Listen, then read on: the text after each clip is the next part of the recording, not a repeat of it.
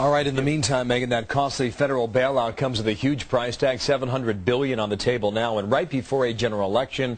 It also comes with low public approval. Rasmussen reports did the following survey this week, finding that 25% of the people they surveyed favor it, 44% say it's a bad idea, 31% are still a bit undecided.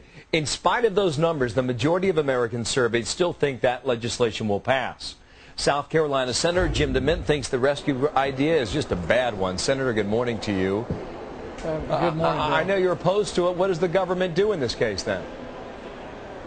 Well, there's no question we've got a big mess here, but I tell you, the one sure thing is this mess was caused by the government. They broke it. I don't trust them to fix it at this point. I see this as a $1 trillion Band-Aid that's designed to get people past the next election. But it's not going to solve our problem. I think it's going to make it worse by expanding our national debt, lowering the value of our dollar. What we need to do is some good pro-growth economic moves here that would lower our corporate tax rate, get rid of the capital gains, fix regulations. Corporate tax rate, just corporate tax rate's about 35% right now, right? Well, one of the highest in the world. Yeah, and even to get where Europe is would be about 25%. But the capital gains tax keeps people from coming into the markets at a high-risk time or moving their assets around. We know that would help the economy. Capital gains tax about, what, 15% now? Right. And it discourages investment, and it actually discourages liquidity in the market. So the frustrating thing for those of us who believe in freedom here on Capitol Hill is we're not doing anything to make the free market work. In fact, we're trying to blame the free market for this problem when in fact it was caused by the government who wanted every American in a home, whether they could afford it or not.